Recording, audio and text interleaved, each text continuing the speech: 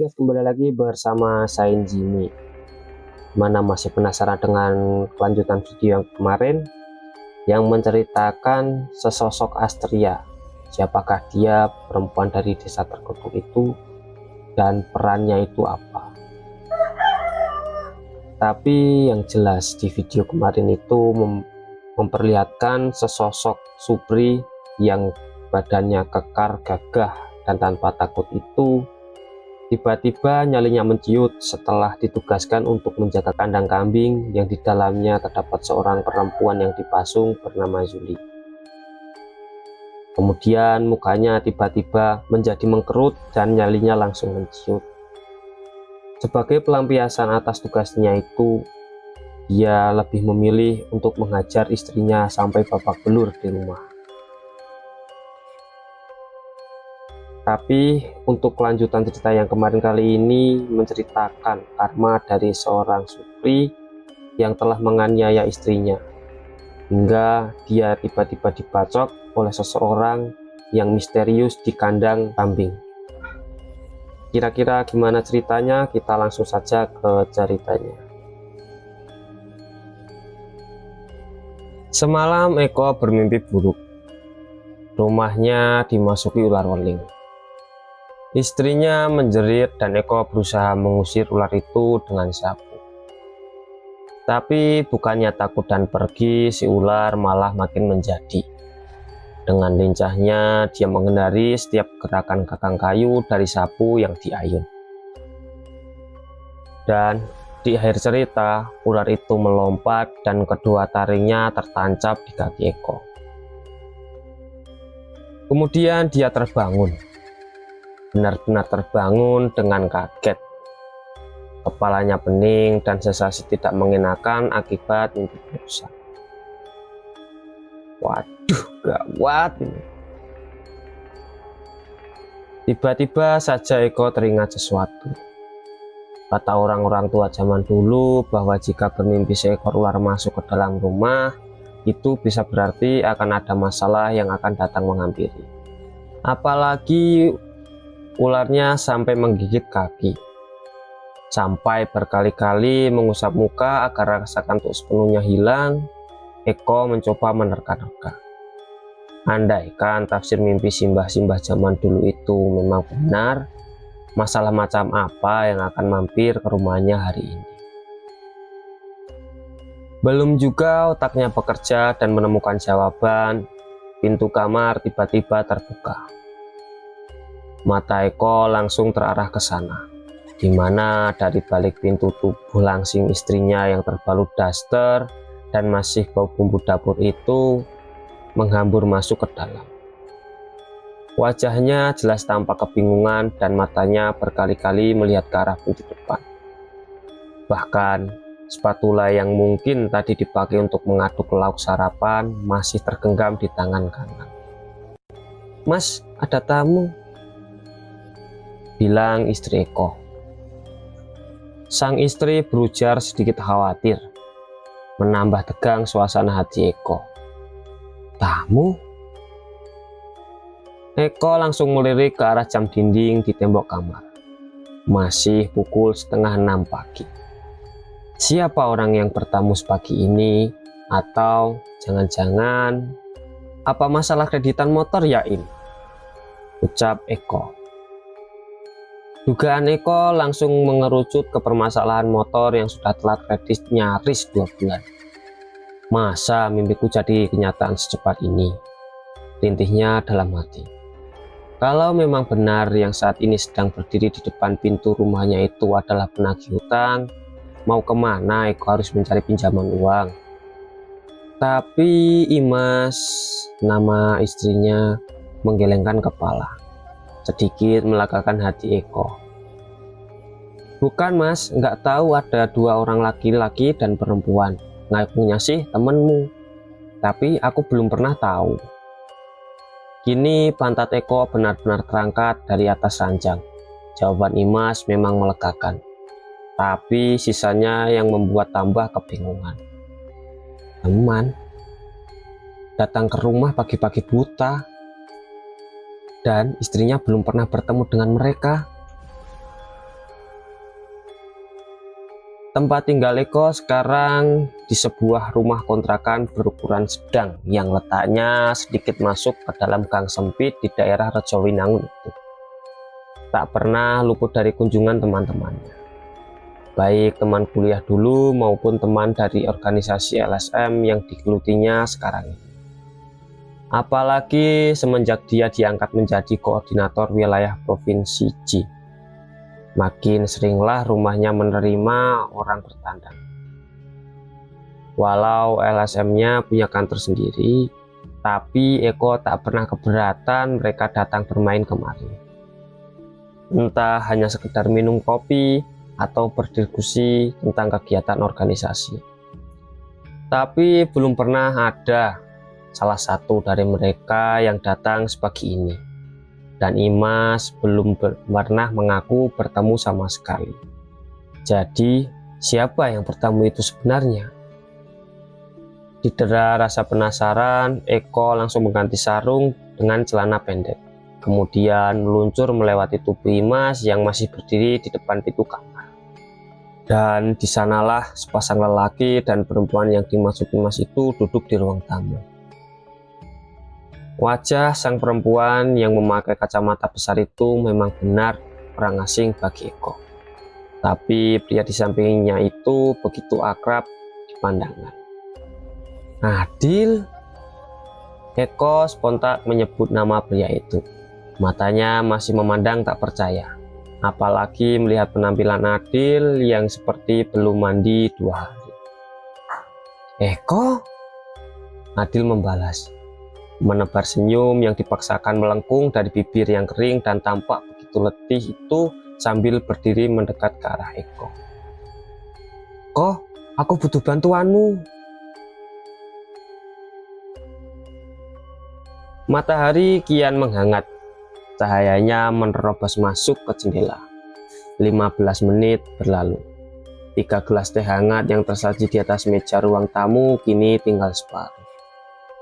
Awalnya Eko menyambut Adil dengan hangat, bak sahabat lama yang dipersatukan oleh idealisme tentang kemanusiaan dan solidaritas. Tapi ketika pria ini membuka percakapan dan menjelaskan maksud kedatangan Eko langsung menjaga jaraknya. Aku dari Jati Asih kok, aku menemui anak-anak KKN yang aku ceritakan ke kamu itu. Masalah ODGJ di Dusun Sigati itu juga. Makanya aku bertamu ke sini pagi buta. Ceritanya panjang sekali. Eko tak langsung menjawab. Pandangannya ia alihkan dari Adil. Ada rasa kecewa yang memuncah. Kenapa Adil harus datang ke sini membawa cerita itu? Jadi memang benar apa kata orang-orang tua itu tentang arti mimpi ular masuk ke rumah. Masalah akan datang menyambangi. Dan ternyata Adilah yang membawa masalah itu. Aku kan udah menjelaskan ke kamu kan. Aku nggak mau ikut campur. Eko menggariskan batas yang tegas. Walau dalam hati dia merasa tak tega harus berkata setajam ini. Ah, Adil. Eko sebenarnya tak benar-benar mengenal pria dari kota sebelah itu. Berawal dari kenal dari catering organisasi kemanusiaan 6 bulan lalu, mereka lalu menjadi sering berkontak satu sama lain. Kebanyakan untuk urusan koordinasi antar area dan sebagian lain hanya mengobrol ringan saja. Orangnya baik, supel, suka bercanda, namun memiliki empati yang tinggi dan keras kepala jika sudah mengangkut urusan kemanusiaan. Tak heran kalau dia lalu menjadi koordinator organisasi untuk regional kota disensor. Yang paling Eko kenang tentang Adil itu tentu saja adalah cerita tentang bagaimana dia dengan keras kepala melanjutkan program bantuan tandon air di sebelah desa di pesisir utara Pulau Jawa 2 bulan lalu itu. Tak peduli walau situasi di sana sedang membara karena konflik horizontal yang disebabkan oleh pemilihan kepala desa. Adil tetap menyewa sebuah truk untuk mengangkut 2 buah tandon yang ia kemudikan sendiri sejauh 100 km. Karena kabarnya semua anggota yang lain mundur dari proyek karena intimidasi dari preman setempat. Tapi Adil tak gentar sedikit pun. Dia nekat masuk dengan truk itu seorang diri. Dan ajaibnya dia bisa keluar walau setelahnya dia terus-menerus mendapatkan intimidasi. Teleponnya terus-menerus menerima SMS ancaman dan panggilan masuk dari nomor tak dikenal. Bahkan Adil sempat terpaksa tak masuk kantor selama 2 minggu setelah adanya laporan bahwa ada beberapa orang asing yang mencurigakan yang mondar-mandir di depan kantor. Mau pemilihan atau tidak, warga tetap butuh pasukan air bersih. Toh yang mereka pilih dan bela sampai rela saling bacok itu juga gak terlalu peduli sama warga kok. Cap Adil. Adil memang pemberani. Begitulah julukan itu menyebar di internal organisasi. Kisahnya menjadi inspirasi. Ia menjadi idola dan panutan bagi yang lain. Tapi tidak di mata Eko. Ia lebih tampak seperti orang keras kepala dan kadang tak realistis. Bagi Eko, setiap perjuangan memiliki batas, dan itulah yang membedakan dirinya dengan Adil. Dia tahu batasan itu, sedangkan Adil tidak. Perbedaan di antara mereka itulah yang membuat Eko menolak memberikan bantuan ketika beberapa waktu lalu Adil menelponnya. Meminta bantuan untuk mengevakuasi seseorang yang diduga dipasung karena gangguan jiwa di sebuah dusun kecil bernama Srikati. Tapi seberlawanan apapun idealisme mereka berdua, Eko tetap menghormati Adil. Dan karena rasa hormat itulah Eko membiarkan terus bercerita tentang apa yang sebenarnya terjadi di sana. Dan di setiap kali cerita itu muncul, setiap kali itu pula Eko dibuat terperangah tak percaya. Benar-benar tak percaya bahwa Adil dan teman perempuannya ini mengenakan diri sebagai Melia. Telah mengambil tindakan yang terlalu jauh. Gara-gara kejadian yang dilakukan anak-anak KKN kemarin itu, sekarang si Gadi dijaga ketat sama warga di sana loh. Kita gak tahu lagi gimana cara untuk masuk dan mendekat ke lokasi tempat cewek itu dipasung. Karena jalan ke sana cuma satu kok, melewati hutan. Jadi kita berdua datang ke sini buat minta tolong sama Mas Eko.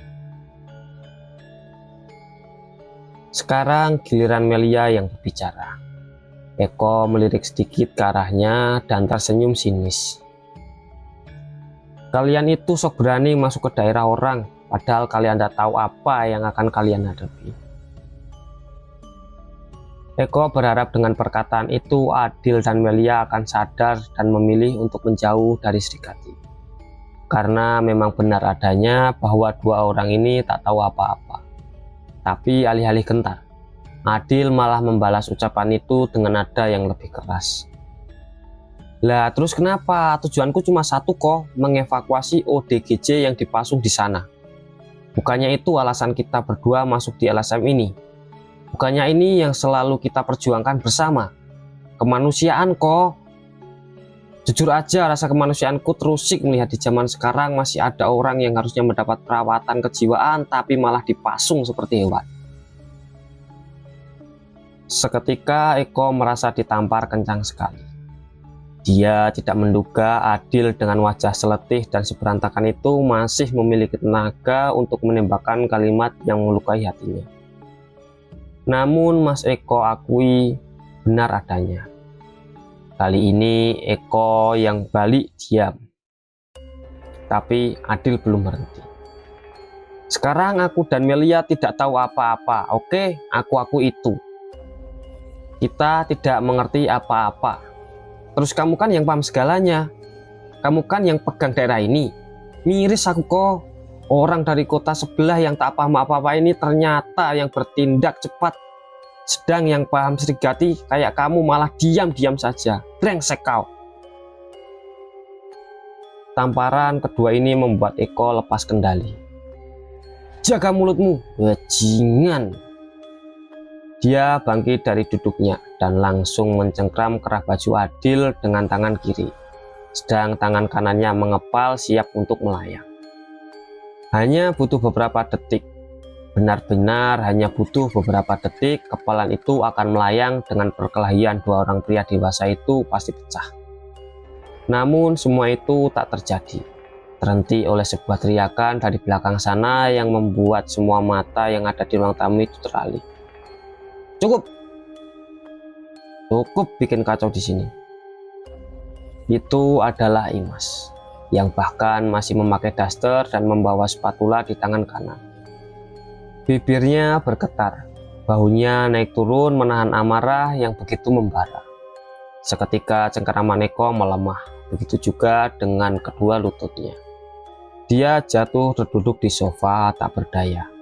Ingin dia cegah istrinya mendekat dan masuk dalam urusan mereka bertiga. Tapi dia kenal Imas, dan Eko menyesal harus membiarkannya mendengar perselisihan ini. Mas Adil dan Mbak Melia kalau lewat jalan yang biasa tidak mungkin kalian lolos dari perhatian warga sana. Bahkan kalau kalian belok ke kebun jagung tetap saja tidak aman. Pasti ada yang jaga di gerbang masuk dusun. Tapi kalau kalian benar-benar mau melakukan evakuasi demi kemanusiaan, saya bisa tunjukkan jalur aman untuk bisa masuk ke lokasi tempat wanita itu dipasung tanpa diketahui warga. Adil menganga. Melia tampak lebih kaget lagi. Eko pun berdiri, mendekat ke arah Imas yang kini kedua matanya berkaca-kaca. Mas, jangan! Tapi Imas bergeming. Dia bahkan menatap Eko dan terus menusukkan pandangan ke Adil dan Melia. Nama yang kalian maksud itu adalah Yuli. Saya kenal sama dia, karena saya lahir di Srigadi. Orang tua saya asli di sana, tapi 9 tahun lalu sehabis saya lulus SMP, kami terpaksa pindah ke kota. Itulah kenapa suami saya tidak mau membantu Mas Adil untuk pergi ke sana, karena dia tahu siapa saya dan dari mana saya berasal. Imas menghela nafas panjang agar tangisnya tidak pecah. Karena dulu sebelum menikah, saya membuat Mas Eko berjanji untuk tidak pernah datang ke dusun laknat itu, apapun yang terjadi.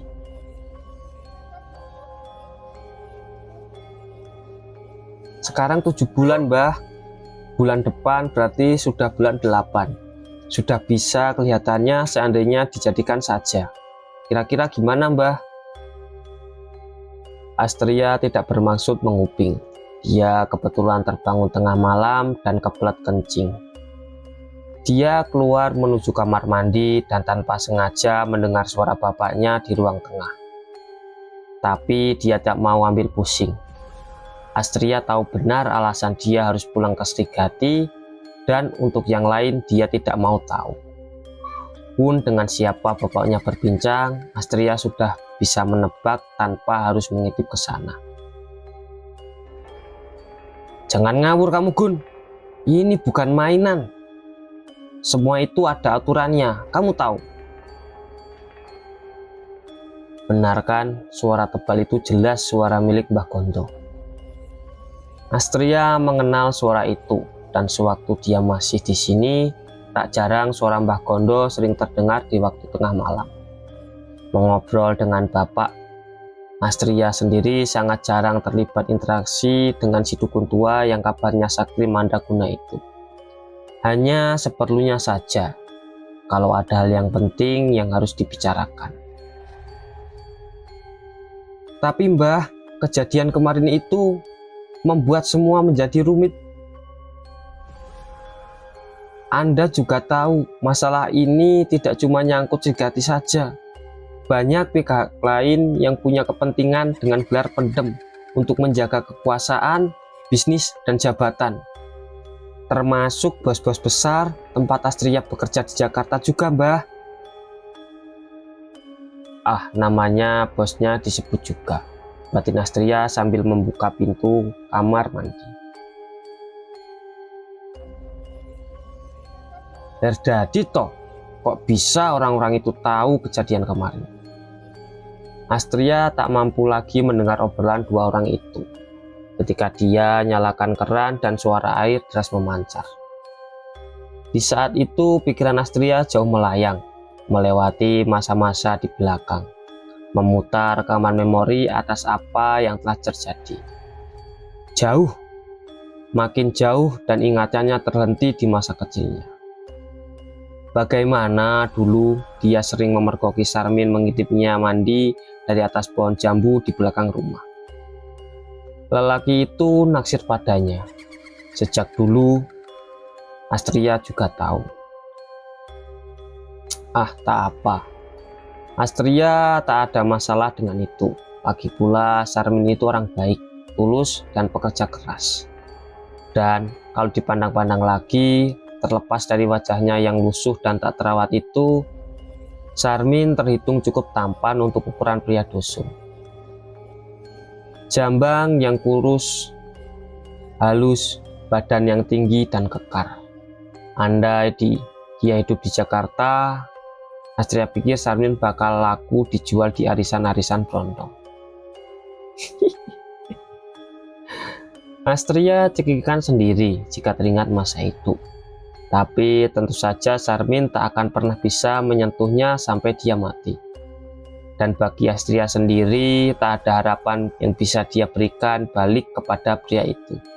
Apalagi sejak hidupnya berada di satu titik yang merubah hidupnya dan hidup bapaknya menjadi seperti sekarang. Tepat ketika Yuli diseret warga atas tuduhan memasak kepala bapaknya sendiri di dalam dandang itu. Dan kemudian dipasung di dalam kandang kambing hingga hari ini. Astria yang dulu telah mati berganti menjadi Astria yang baru. Dan Astria yang sekarang. Sebenarnya kalau dipikir-pikir lagi, kasihan juga si Yuli.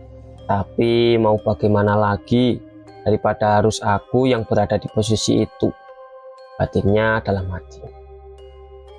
Urusan buang hajat sudah tuntas, keran air dimatikan. Suasana kembali legang. Dan ketika Astria keluar dari dalam kamar mandi, dia baru menyadari sesuatu. Suara obrolan antara bapak dengan Mbah Gondo tak lagi terdengar, berganti dengan suara lain. Suara ribut-ribut yang dia yakini berasal dari dalam rumah. Astria yang tadinya tak peduli, kini mau tak mau mendekat ke arah sana. Pintu depan rumah terbuka lebar. Beberapa warga mulai membawa senter, berdiri dengan wajah tegang di hadapan bapaknya dan Mbah Gondo. Sambil mengambil langkah mendekat, Astria sempat melirik jam dinding di ruang tamu. Pukul 1:30 dini hari. Dan ternyata di luar rumah ada beberapa bahkan banyak orang yang sedang berdemo. Apaan sih? Ngomong yang jelas satu-satu. Terdengar suara bapak mencoba menenangkan warga.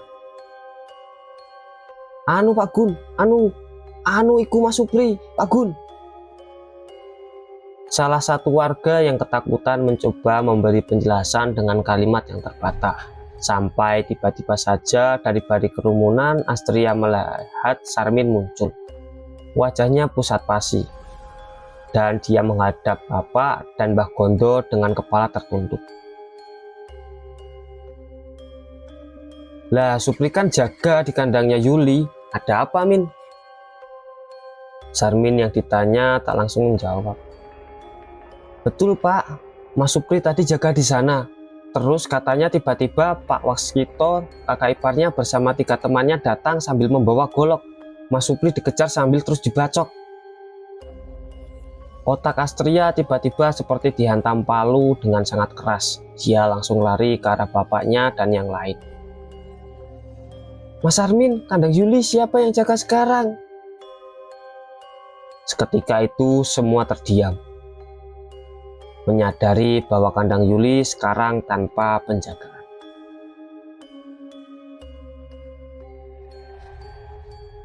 Ini aku tunjukkan jalur rahasia yang aku maksud. Imam menunjukkan sebuah gambar peta jalur rahasia Serikatu. Waktu kecil, aku dan teman-teman sering lewat sini biar bisa main kejati asih tanpa ketahuan orang tua kami. Dimas berkata pelan, namun mampu didengar oleh yang lainnya, Adil, Melia, dan suami Eko. Kini mereka berempat berdiri menghadap hamparan hutan jati yang dibatasi oleh pagar yang dianyam bambu. Menurut Dimas, terakhir kali dia lewat sini, pagar bambu ini belum ada. Kita menerobos masuk saja, enggak apa-apa kayaknya. Nanti biar aku yang di depan. Mbak Melia sama Mas Eko di tengah, biar nanti gantian sama Mas Adil yang di belakang. Gimana? Dimas menoleh ke arah yang lain. Semuanya mengaku setuju. Tapi dari balik keramangan malam, dia bisa melihat keresahan yang tergaris di wajah suaminya. Mas, ada apa kok kelihatan khawatir gitu? Yang ditanya menoleh ke belakang, seperti agak ragu untuk menyampaikan keresahannya. Im, masalah mobil yang kita bawa aman kan diparkir di situ? Itu mobil sewaan loh. Dimas mendesah. Pandangannya ikut-ikutan beralih ke belakang sana, di mana sebuah mobil kijang warna hitam terparkir di antara dua pohon asem yang menjadi batas dengan kebun singkong milik warga. Aman itu Mas, tenang saja. Dimas menjawab tegas, walaupun sebenarnya dia tidak begitu yakin dengan jawaban sendiri. Satu-satunya alasan kenapa dia memilih tempat ini sebagai lokasi untuk memarkirkan mobil yang sudah suami sewa adalah dulu waktu kecil Dimas sering melihat ada motor yang diparkir di tempat ini juga. Motor milik orang luar daerah yang biasa sore atau bahkan malam hari nekat masuk hutan untuk berburu hewan. Kebanyakan celeng, tapi beberapa pernah bilang ada juga rusa yang berkeliaran di tengah hutan.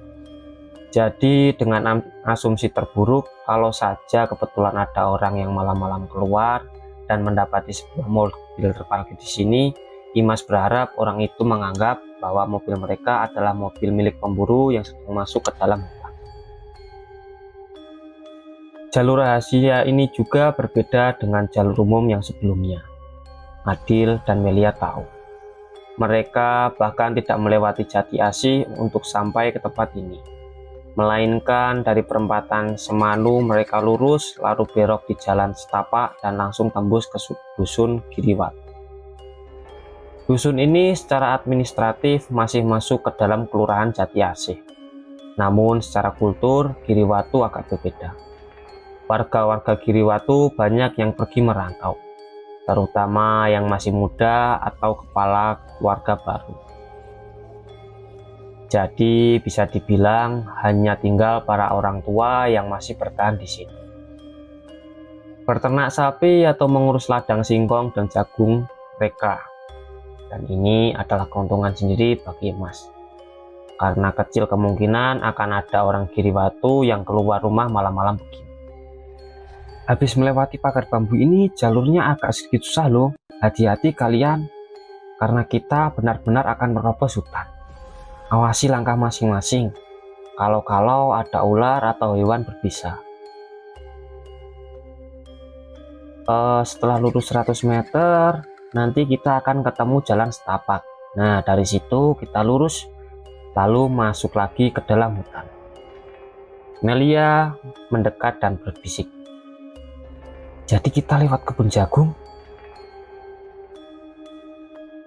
Kata salah satu KKN kemarin, mereka ngelewatin kebun jagung dan tembus gubuk itu dari arah depan. Enggak mbak, kita memilih jalur memutar. Dimas beralih ke Adil yang menenteng tas hitam besar di tangan kanannya. Mas Adil, gergajinya sudah masuk kan? Adil mengacungkan jempol dengan mantap. Bismillah, ayo berangkat. Mereka kemudian membentuk barisan sesuai urutan yang disepakati. Lalu satu persatu dari mereka melompati pagar dan hilang di telan gelapnya hutan jati. Sebenarnya kenapa ya Gus, kok Pak Gunardi bikin acara ronda mendadak seperti ini? Tarto memegang eras senter yang di tangannya, mencoba menahan dingin malam yang tetap saja berhasil menyusup masuk walau tubuhnya sudah terbalut jaket lapis kain sarung. Kata Sarmin sih karena sedang musim maling, tapi aku nggak percaya sih. Ini pasti ada hubungannya dengan keributan di sini kemarin itu loh. Katanya ada penyusup di kebun jagung depan situ. Kelihatannya anak-anak KKN di Jati Asih yang penasaran.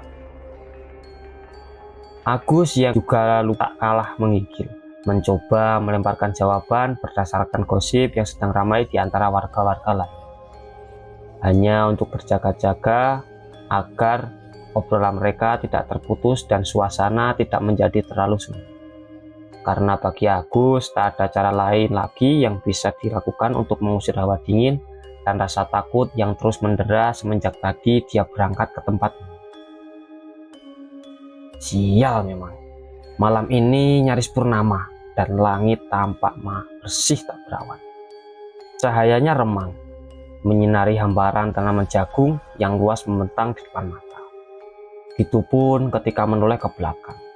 Liukan pohon-pohon jati yang meranggas nampak seperti siluet dari ratusan iblis yang menari mengerikan di bawah hujan sinar sang rembulan. Sedangkan sekitar 50 meter dari tikar yang mereka gelar untuk duduk itu, berdiri sebuah gubuk bertembok kayu dengan ukuran 1,5 kali 2 meter dengan atap genteng yang dipenuhi guguran daun bambu yang rimbun tumbuh di bagian samping dan belakang. Sebuah lampu petromak digantung tepat di depan pintu yang digembok dengan rantai. 50 meter memang jarak yang cukup jauh. Andai Sarmin atau Pak Gunardi tahu, pasti mereka ditegur. Tapi memang itulah kesepakatan rahasia di antara mereka bertiga yang mendapat jatah jaga di tempat ini. Mencari aman, mengambil jarak yang kira-kira memungkinkan untuk mereka kabur menuju dusun jika hal-hal yang tidak diinginkan terjadi. Yang penting tugas sudah dilaksanakan dan setelah itu pulang dengan selamat tanpa kurang suatu apapun. Apalagi sore harinya, tepat ketika mereka bersiap berangkat menuju tempat ini, sebuah panggilan mendadak datang. Pak Gunardi mengumpulkan Agus, Tarto, dan Mas Supri tanpa sepengetahuan warga lain.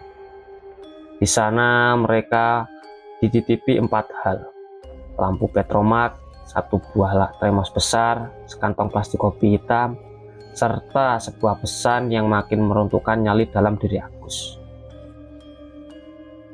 Kalau nanti kalian dengar suara apa-apa dari dalam rumah Yuli, tidak usah dipedulikan lagi. Apalagi sampai ngintip-ngintip ke dalam. Ingat, tugas kalian cuma satu, menjaga area sana bersih dari maling atau orang asing yang mencoba masuk. Agus sebenarnya ingin melambaikan tangan, tanda menyerah dan balik badan pulang ke rumah. Atau setidaknya dia bisa minta tukar posisi untuk berjaga di pos ronda tengah dusun atau gerbang masuk. Tapi seperti semua warga Srigati pada umumnya, rasa segan dan hormat kepada Pak Gunardi selalu berada di atas segalanya. Rasa malas harus dilawan, rasa takut harus dibunuh. Dan benar saja apa pesan Pak Gunardi. Suara pertama terdengar 3 jam lalu, sekitar pukul 8 malam. Baik Agus, Narto, ataupun Mas Supri, semua sama-sama mendengar suara itu. Seperti rintihan lirih, serak namun hingga ke dalam sanubari. Mas, apa kalian ingat padaku? Aku Yuli, Mas. Mereka bertiga saling berpandangan. Bulu Roma menjadi tegak berdiri. Tapi Agus segera mengingatkan yang lain untuk tidak mengambil peduli dan berbincang satu sama lain dengan suara yang lebih keras sampai rintihan dari dalam gubuk tidak terdengar lagi. Mereka melakukannya berulang-ulang, apapun dijadikan topik pembicaraan, termasuk cerita Mas Supri yang siang tadi mengaku habis berkelahi dengan istrinya. Cara tersebut ternyata cukup efektif untuk mengalihkan perhatian mereka. Apalagi sepertinya makin malam. Suara Yuli sudah tak lagi terdengar. Tapi yang Agus tidak tahu adalah masalah tidak akan datang dari dalam kandang kambing itu. Bukan. Karena sekitar pukul 11 malam lebih 15 menit, sunyinya dusun Srigati dipecah oleh suara motor yang meraung-raung seperti kesetanan. Awalnya Agus tak terlalu peduli. Mungkin bocah-bocah sok preman dari Jati Asih yang baru pulang dari mabuk-mabukan di kecamatan. Tapi firasatnya mulai berkata yang tidak-tidak ketika raungan motor terdengar makin dekat, makin jelas. Dan Agus makin yakin bahwa motor suara itu bukan berasal dari satu motor saja. Mungkin 2 atau 3 motor. Kemudian sayup-sayup suara makin saling bersautan, menggema di udara malam. Bajingan, mana yang namanya Supri? Monyet. Beraninya dia mengajar adik perempuanku, dasar anjing. Teriakan itu jelas berasal dari seseorang yang mudah marah. Sebuah nama ikut disebut, dan Agus refleks memandang ke arah seorang dekatnya. Seseorang yang tiba-tiba berdiri dengan wajah sepucat orang mati. Mas Supri, ada apa ini? Suara Abang Ipar bukan? Mas Supri tidak menjawab, tapi Agus bisa melihat dari tangan pria paling tidak disukai di Srigati ini gemetaran hebat.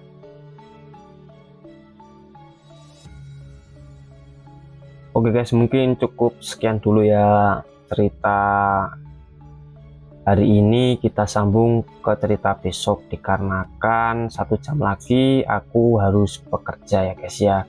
Oke, jangan lupa klik like, comment, share, dan subscribe-nya ya guys ya. Bantu ke 10.000 subscriber. Dadah. Dadah.